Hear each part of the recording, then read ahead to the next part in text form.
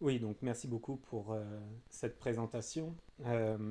J'avais prévu de me présenter, mais vous avez abordé tous les points qui sont importants. Alors, effectivement, aujourd'hui, je voulais vous parler du vampire dans le jeu de rôle, pour contribuer un petit peu à cette journée d'études. Alors, le jeu de rôle, si vous n'êtes pas familier ou familière avec ce que c'est, la meilleure définition, à mon sens, du jeu de rôle, elle nous est donnée par Coralie David, qui dit donc que le jeu de rôle, c'est un jeu où les participants ont pour but d'imaginer ensemble un univers de fiction dans un espace mental partagé, généré par leur dialogue. Pour elle, le jeu de rôle, c'est un petit peu une continuité de la fiction littéraire, mais émancipée du texte, de l'écriture. Et c'est aussi une activité donc euh, profondément postmoderne dans la mesure où elle va se nourrir d'énormément de références, d'énormément de consommation culturelle, tout en proposant là encore une émancipation de cette consommation dans la mesure où les joueurs et les joueuses de jeux de rôle vont devenir à leur tour créateurs créatrices grâce au soutien du système de règles qui encadre cette activité. Et donc, tous ces éléments-là, c'est des éléments qu'on va retrouver dans cette présentation, dans le rapport avec le vampire de manière extrêmement intime, que ce soit le besoin d'encadrement de la puissance créatrice, que ce soit le réinvestissement des références et cette espèce de partage de l'autorité, de savoir qui finalement est en mesure de raconter l'histoire. Alors quand on parle du vampire en jeu de rôle, en général on fait débuter son apparition à Dungeons and Dragons et plus particulièrement à sa place dans le manuel de monstres, dans le bestiaire. Donc Dungeons and Dragons, c'est un jeu médiéval fantastique, vraiment basé sur le modèle porte-monstre-trésor, donc où le but du jeu est de pourfendre des monstres pour gagner des trésors, pour acheter d'autres armes, pour tuer des plus gros monstres, pour avoir des plus gros trésors. Et dans ce système-là, le vampire apparaît parmi les monstres et il est en quelque sorte un des obstacles disponibles pour le maître de jeu ou meneur de jeu qui va euh, créer les aventures dans lesquelles les joueurs et les joueuses vont interpréter leurs personnages. Dans ce cadre-là, le vampire, il est véritablement dans ce que Jaroslav Svelch appelle l'enfermement de la monstruosité dans la base de données, tout comme les bestiaires médiévaux euh, enfermer quelque part l'inconnu du monde dans des catalogues voués à mettre en avant la morale chrétienne, pour Jaroslav Svelch, les jeux de rôle et les jeux vidéo également reproduisent ce système-là en rendant le monstre maîtrisable, compréhensible, euh, en le mettant sur une table d'opération mathématique finalement. Et c'est un constat que je partage, il considère que c'est très inquiétant, plus que la violence représentée en elle-même. Ce qui est inquiétant, c'est que le monstre et le monstrueux soient toujours dominables, soient toujours maîtrisables, soient toujours vaincus par des joueurs et des joueuses tout-puissants. Et que finalement il n'y a plus vraiment de place pour l'inconnu, pour la limite de la maîtrise humaine dans ces systèmes de jeu. Alors généralement on continue avec Ravenloft et le personnage de Strad von Zarovich.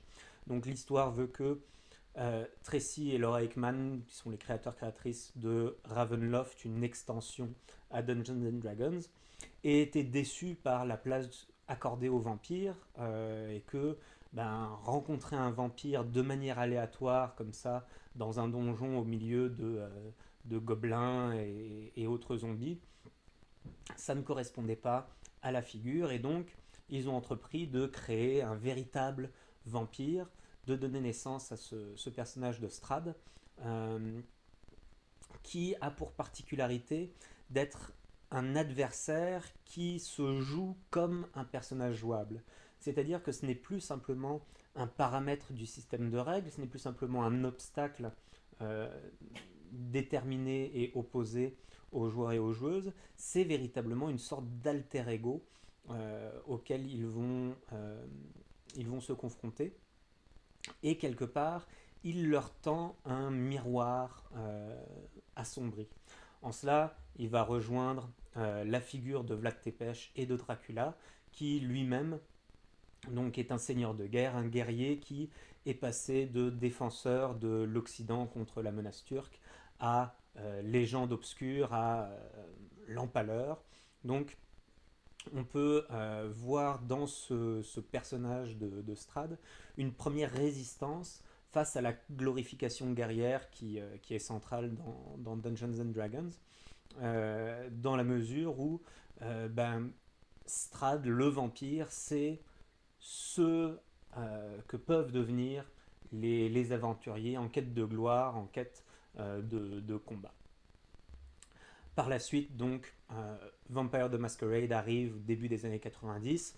C'est considéré dans la plupart des histoires comme un véritable renversement, une révolution dans le jeu vidéo, dans le jeu de rôle, pardon, dans la mesure où cette fois-ci, donc, on incarne le vampire et on ne va plus avoir des récits où il s'agit de vaincre des monstres, gagner des trésors, mais où cette fois-ci on incarne le monstre et on a quelque chose de beaucoup plus introspectif, de beaucoup plus tragique aussi. Donc une nouvelle maturité quelque part pour le jeu de rôle qui entrerait à ce moment-là dans son âge d'argent après son premier âge d'or. Ça, c'est l'histoire telle qu'on la raconte habituellement. Mais en m'intéressant aux vampires, j'avais gardé en tête cette phrase de Denis Méliès qui m'a toujours beaucoup marqué.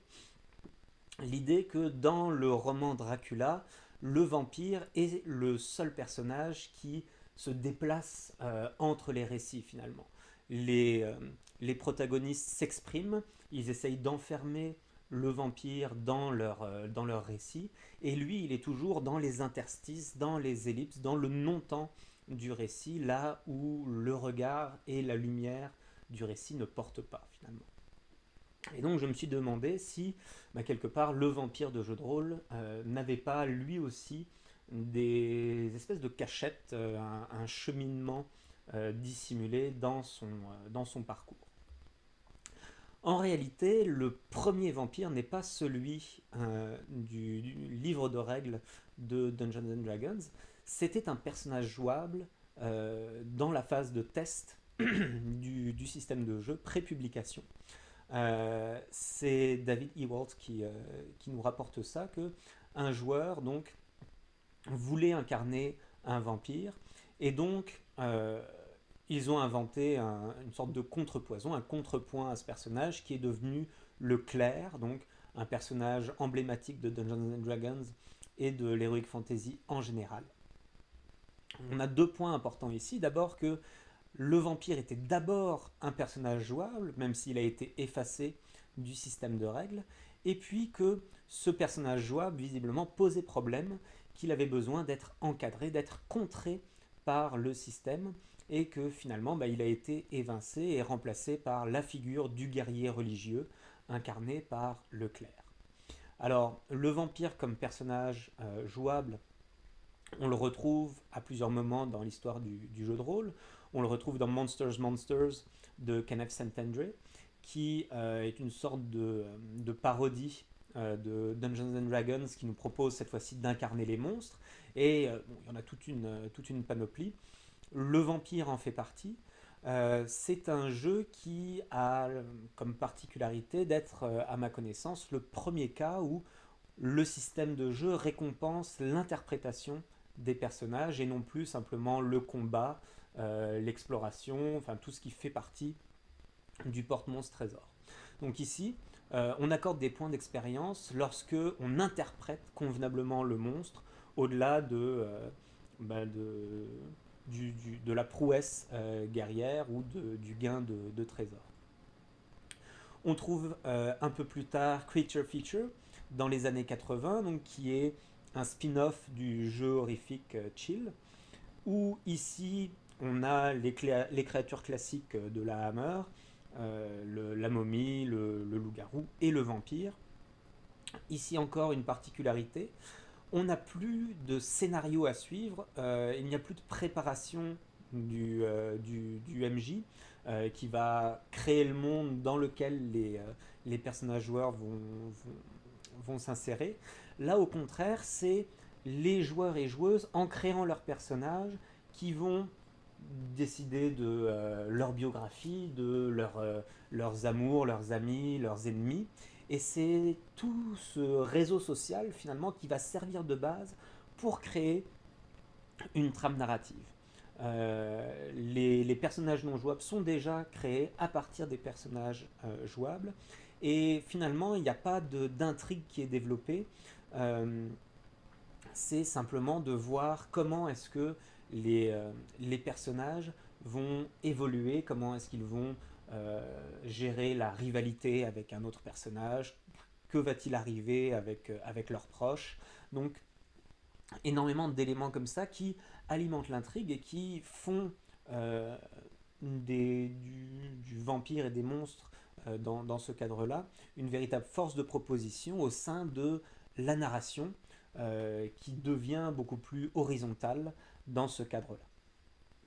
Alors par la suite, fin des années 80, on a un changement générationnel qui est décrit ici par une ancienne joueuse qui explique que bah, voilà, eux n'étaient plus comme leurs vieux hippies de parents qui rêvaient du Seigneur des Anneaux et de toute cette fantaisie rayonnante. Eux, ils étaient dans un monde foutu, dans un monde brisé, et ils essayaient de ne pas être davantage brisés. Donc, le vampire, dans ce cadre-là, il va se faire le porte-parole de cette génération à travers donc, la raïcification de Interview with a Vampire et de toute la série des vampires de Anne Rice, où le vampire se modernise, prend vraiment une intériorité et une dimension émotionnelle, tragique, lyrique assez forte. Et puis la vague donc de Lost Boys, du vampire, vampire moderne, vampire motard, rebelle, paria de la société. Et dans ce cadre-là, eh ben, on a deux jeux qui vont apparaître vraiment en même temps. Alors j'ai essayé de voir s'il y en a un qui était sorti un peu avant l'autre, et j'ai pas pu trouver le mois exactement de publication pour chacun. On va dire qu'ils sont sortis en même temps. L'un en France, l'autre aux États-Unis, c'est Predator et Nightlife. Alors dans ce cadre-là, on n'est plus du tout face à des enjeux d'héroïsme ou de grande lutte. C'est véritablement un conflit générationnel qui est central dans un cas comme dans l'autre. Dans Predator, on a des jeunes vampires progressistes et humanistes qui font face à de vieux vampires dits classicistes ou anciens. Donc les vieux tirent les ficelles. Ils ont même développé une espèce de malédiction qui fait que les jeunes vampires vont se retrouver aspirés dans des vortex temporels régulièrement et être transportés dans le passé. Donc, il y a vraiment cette idée de maintien du passé. Dans Nightlife, c'est un petit peu plus diffus, mais on a d'un côté la commune qui est une agglomération de créatures nocturnes plutôt humanistes qui cherchent à cohabiter avec les humains, et puis le complexe qui est une figure beaucoup plus hiérarchique, figée et dominante, tenue par de vieux vampires qui cherchent à manipuler l'humanité avant tout. De la même manière, on a d'un côté le Silver Sunset, de l'autre Morningstar, qui vont incarner chacun une sorte de complexe militaro-industriel qui tire les ficelles. Et donc on a vraiment ici l'idée de personnages qui ne vont plus pouvoir triompher, qui vont, même s'ils arrivent à sauver le monde, ne jamais être reconnus en tant que tels. Ce sont des parias, ce sont personnes rejetées par la société. C'est des personnes qui sont en résistance finalement face aux grandes organisations, face aux grands modèles, et dont le seul héroïsme est dans justement leur capacité à ne pas pactiser, à ne pas se laisser emporter dans cette lutte de pouvoir-là. Alors, on est au début des années 90, un an avant Vampire the Masquerade, et en réalité, Vampire the Masquerade a très largement vampirisé Nightlife. Dans Nightlife, on a donc des vampires, des loups-garous, des mages, des spectres. On a cette société de créatures de la nuit, donc les kin, les descendants, qui font face aux troupeaux humains, le herd. On a une ambiance punk, gothique, metal, avec notamment un style de musique, le Resurrection, une sorte de mélange de new metal, de rap, de jazz, donc très transhistorique. Et puis on a un système de points d'humanité qui met chaque personnage en lutte entre son éthique et ses pulsions bestiales. Bon, dans Vampire the Masquerade, on a des vampires, des loups-garous, des mages et des spectres qui se développent beaucoup dans le monde des ténèbres qui sera l'extension de Vampire the Masquerade. On a The Kindred face au Cattle, donc exactement la même chose. On a un monde dit gothic punk avec la position d'un trademark sur gothic punk. Donc on appréciera largement l'ironie de la chose. Et puis un système de points d'humanité, souvent vanté comme absolument révolutionnaire, alors que bon, c'est une version peut-être un peu plus punchée de l'autre, mais rien de révolutionnaire dans ça. Euh, Vampire the Masquerade est devenu ce qu'il critiquait dans sa première édition, dans la mesure où on avait des jeunes anarques qui s'opposaient au, euh, à la Camarilla, des vieux vampires riches qui tiraient les ficelles. Et donc, Vampire the Masquerade lui-même est devenu cette espèce de, d'amoncellement de livres, d'énormes séries qui met beaucoup plus en avant le pouvoir des vampires dans quelque chose de cathartique, de fantasmatique, plus que la tragédie introspective qui était à l'origine là-dedans. Alors comme il se doit, suite à cette domination, on a eu tout un tas de jeunes vampires indépendants qui sont venus piller et dévorer le corps de ce prince régnant.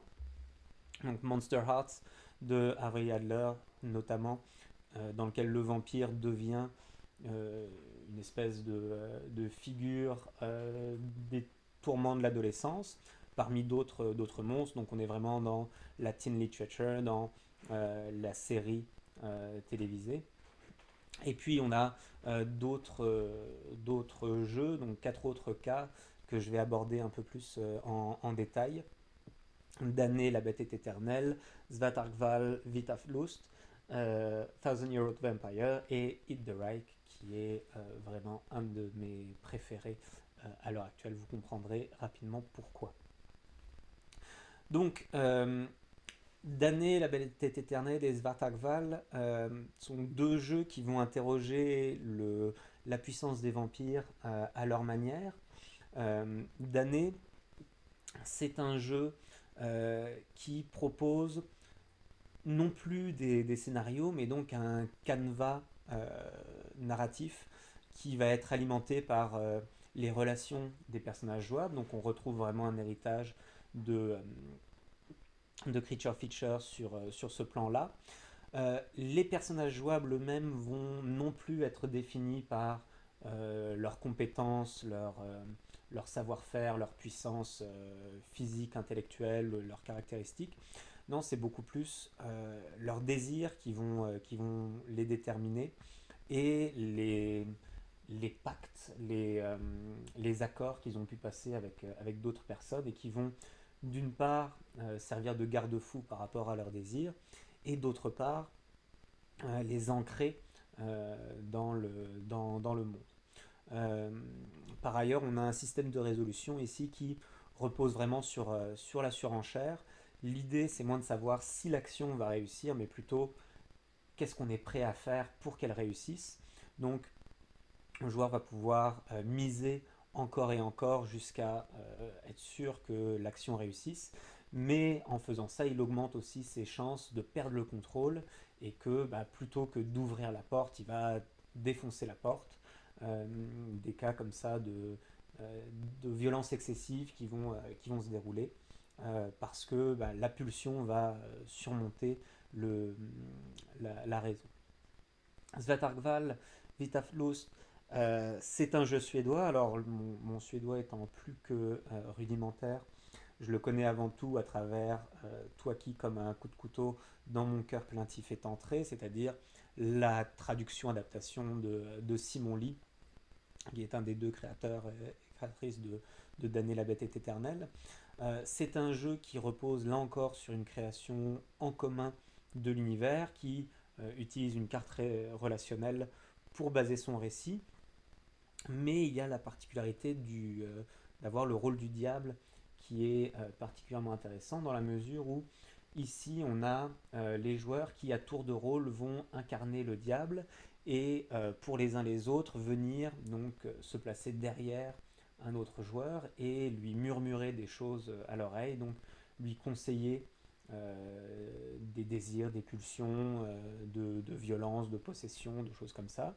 Et chaque joueur a la possibilité d'obéir ou non au diable, sachant que ici la résolution est plutôt rigide, elle repose sur une hiérarchie de prédation, et que dans cette hiérarchie, donc, les vieux vampires sont au-dessus des plus jeunes, les vampires sont au-dessus des humains, etc. Mais euh, un vampire qui n'a plus le soutien du diable se retrouve au bas de l'échelle, alors qu'un vampire qui a le soutien du diable va être au-dessus de tous les autres.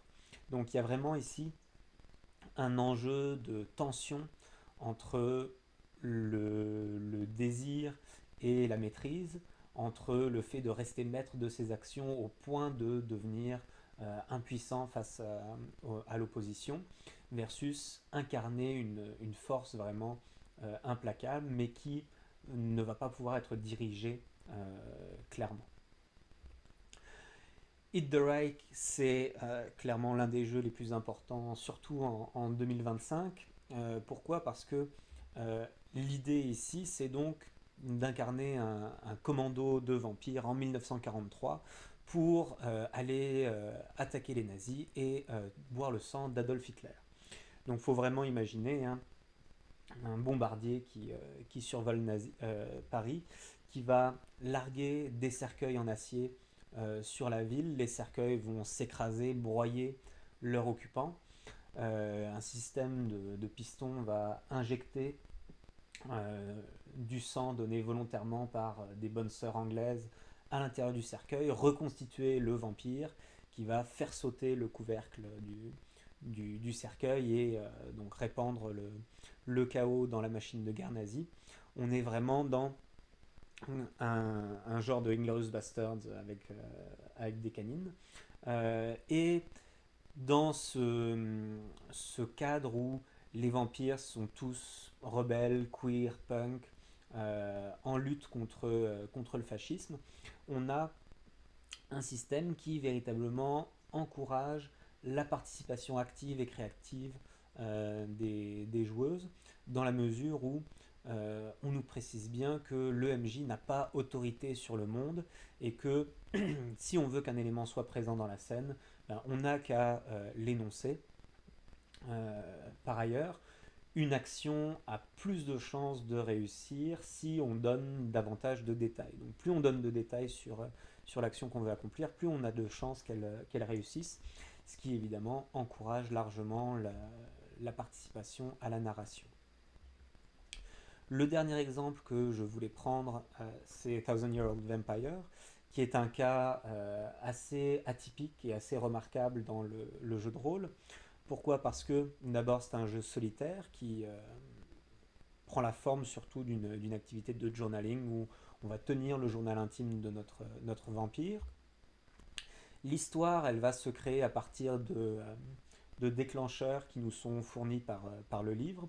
Donc on va nous dire qu'on fait une rencontre dans une ruelle par exemple, et puis on va imaginer comment la rencontre se déroule. Mais euh, on incarne un très vieux vampire, ben, un vampire tout au long de sa vie plutôt. Et si notre vampire est éternel, sa mémoire ne l'est pas.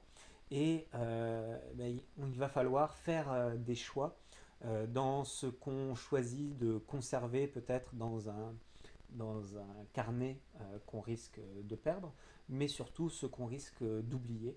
Et donc au fur et à mesure que la partie avance, eh ben, on va commencer à oublier qui était notre famille, qui étaient nos premiers amis, peut-être même quel était notre nom de naissance. Et donc l'identité de notre personnage va se déstructurer au fur et à mesure que la partie avance. Il va se transformer, il va changer de nom, changer d'entourage, de personnalité. Et quelque part, c'est un jeu qui, dans cette dynamique solitaire, met le vampire face à son propre vampirisme, c'est-à-dire que plus le vampire tend à perdurer dans le temps, plus il va euh, se consommer lui-même, disparaître, se transformer. Et ici, finalement, c'est la personne du vampire qui devient la victime de son propre vampirisme, qui est comme une sorte de consommation perpétuelle qui lui permet de se maintenir, mais qui le détruit dans la même foulée. Donc c'était un rapide tour d'horizon de l'évolution du vampire dans le jeu de rôle. Alors quelle était sa place au final? Eh bien, on a pu voir que c'était un monstre qui, dès le début, était en tension entre son statut de personnage jouable et son statut d'adversaire dirigé par le système, que c'est un personnage qui a beaucoup incarné la révolte et la critique face aux logiques dominatrices et guerrières, que ce soit en les incarnant en tant qu'adversaire ou en étant un personnage jouable susceptible de les déconstruire.